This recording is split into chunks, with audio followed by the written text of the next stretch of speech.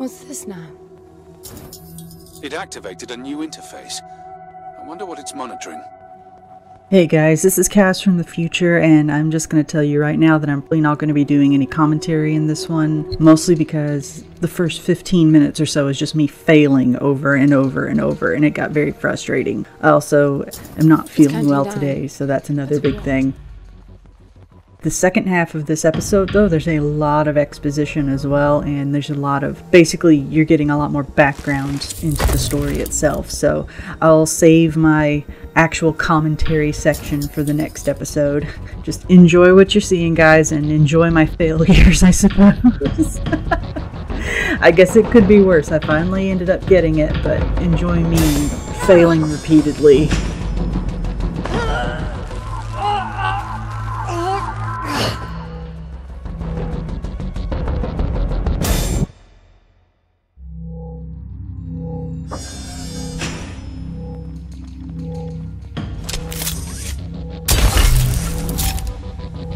I bet the pavilion will open when I've collected enough orbs.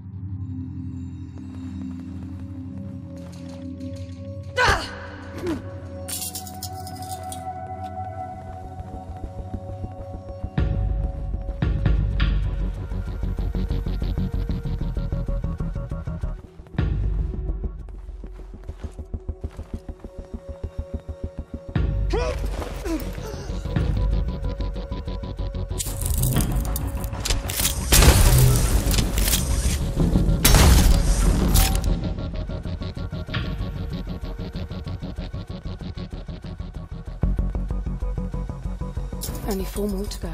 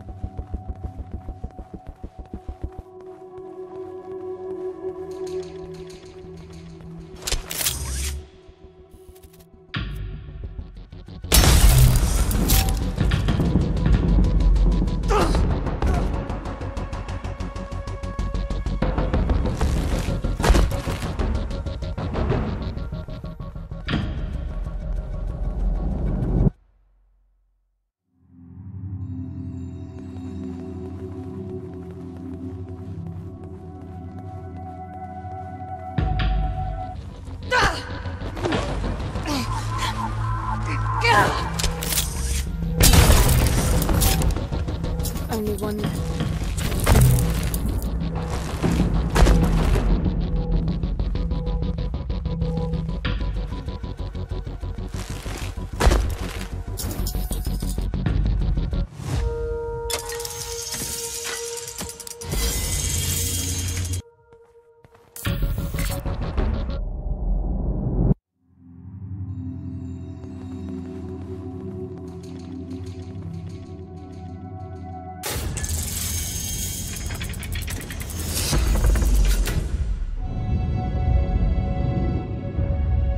Look, it's decrypting the voices.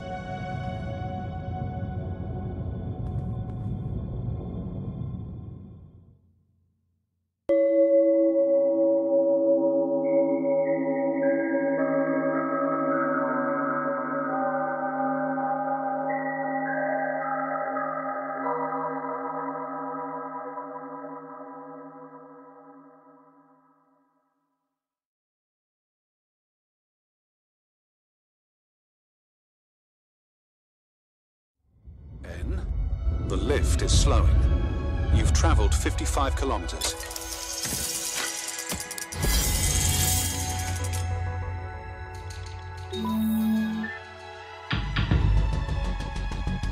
They're not crossing the water.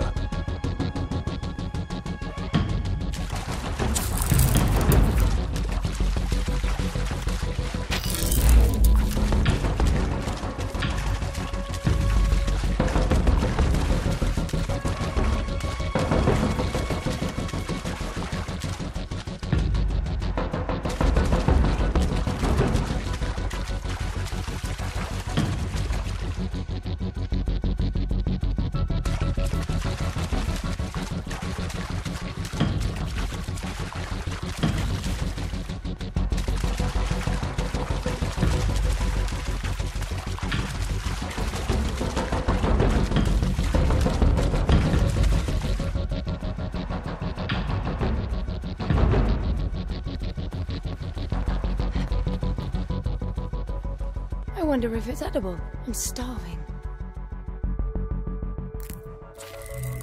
Best thing I ever had.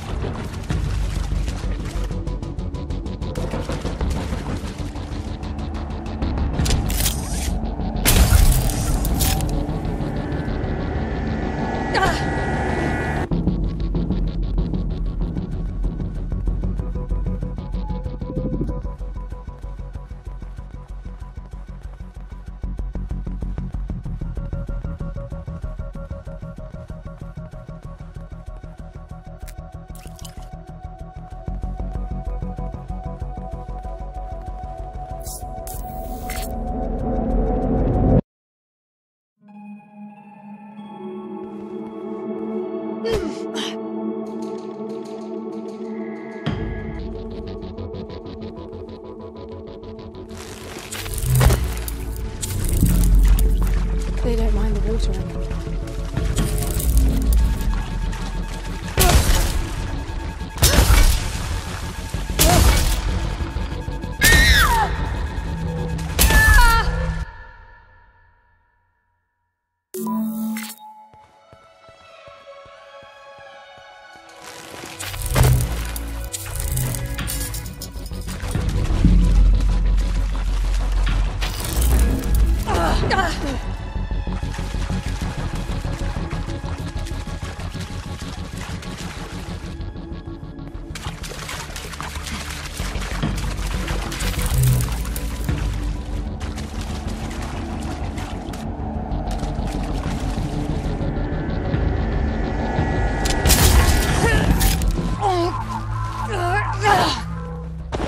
They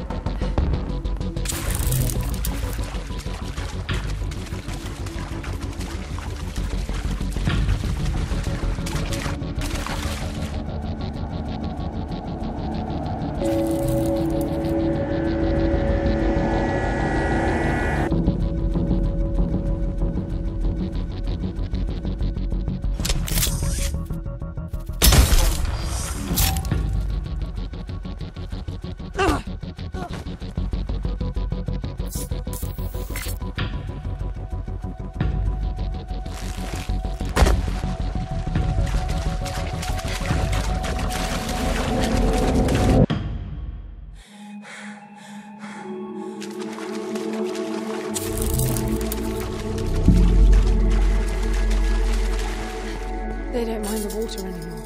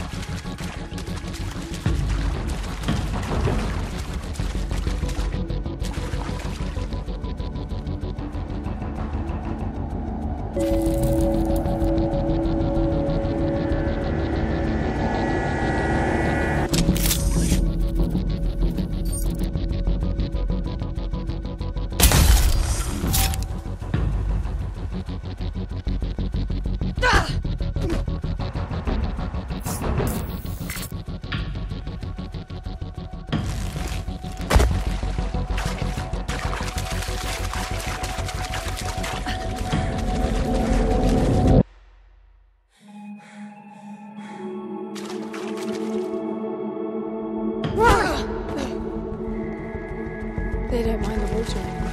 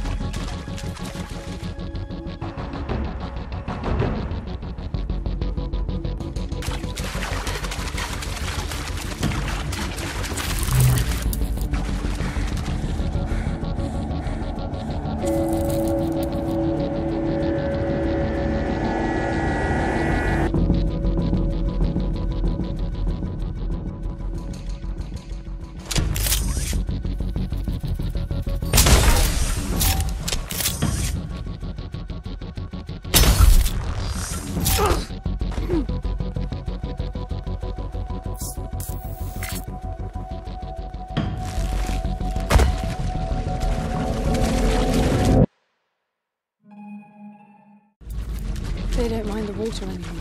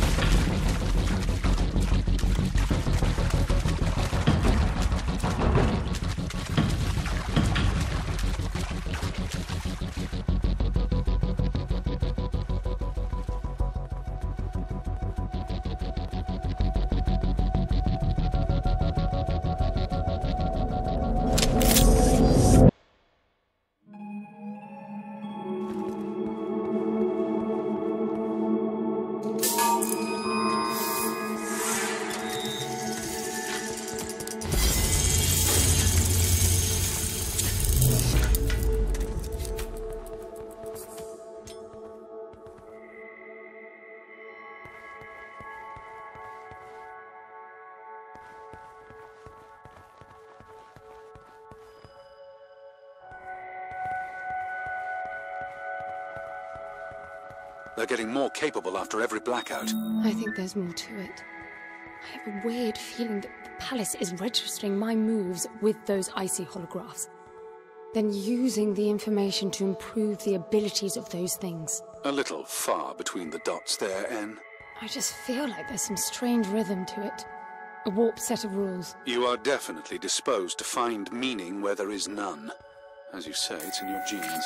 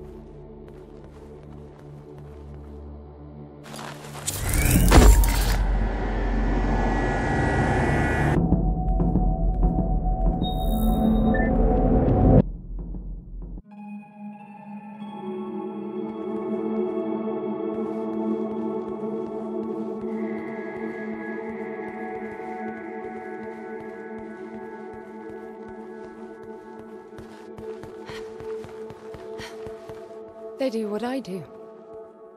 They learn from me. I'm certain of it. They can't cross the water, but after I've done it and a blackout has evolved them, they do it without hesitation.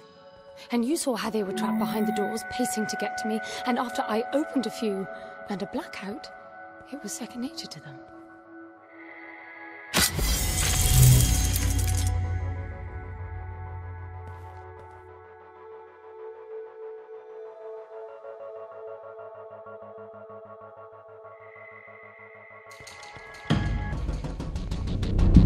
These are not crossing the water. So much for your theory. No, that makes perfect sense. They stopped doing what I stopped doing.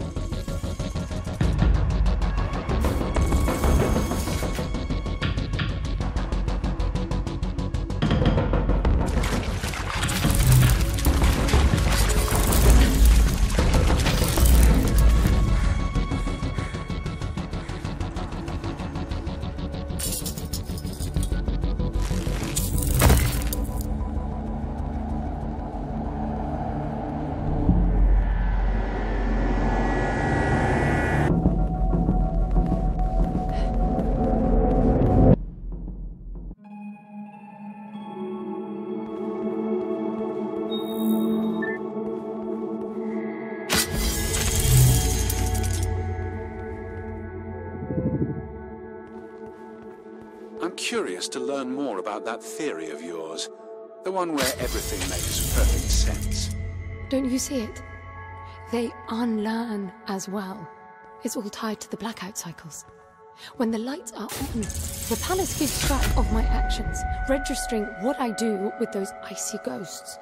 After some time, it will reboot to update the copies. That's what's causing the blackouts.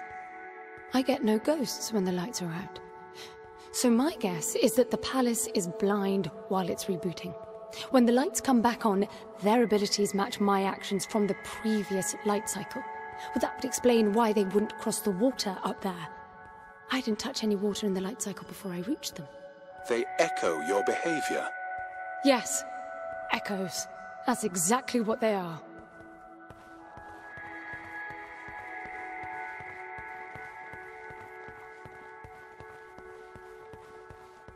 Another airlock. They're coming. Hurry, get out.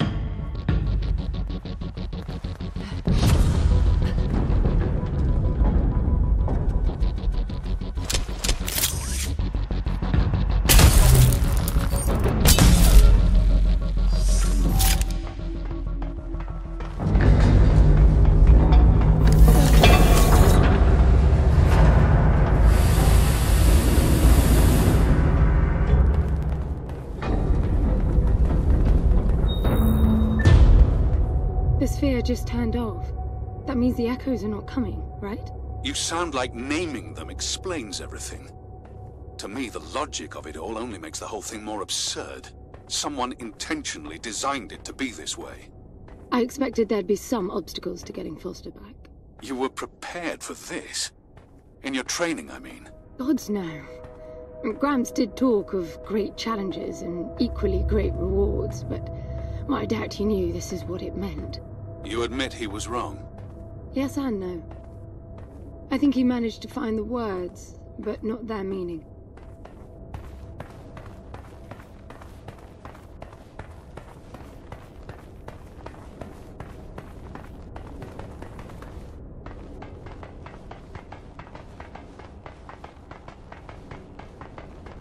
So, any words in your teachings about who built this place?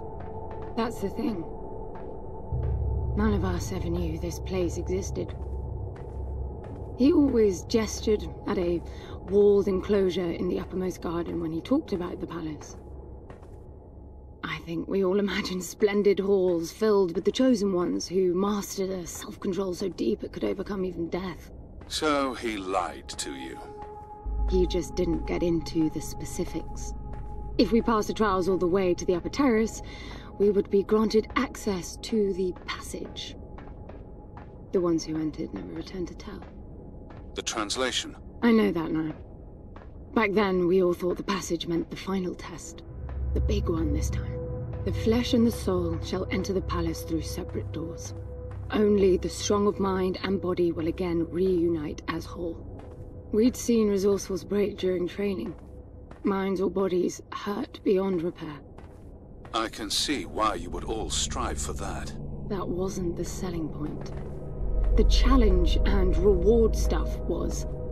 Being a resourceful is constant competition, always performing to the best of your ability. But for one to win, others must lose. And losing often meant a life ending. Competition breeds envy. It must have been dangerous for you if you really were as good as you say. Excellence was valued by everyone. The more formidable your competition, the more fruitful the exercise. In the end, everybody won. That's quite the social construct, considering the consequences of losing. That was Gramps' way. He didn't preach. It was pure reasoning. The program made sure all resourcefuls were logically disposed to follow his line of argument to its conclusion. How can you deny perfection? How could you? Spontaneity, chaos, life. That's how you prove yourself. Why spend eternity to make the best possible you? Potential without release.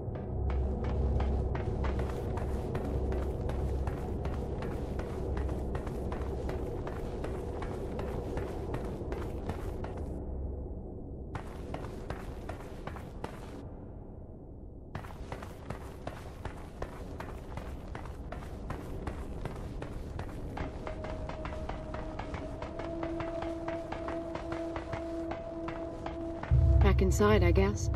Anne, be careful. You're not beginning to like me, are you?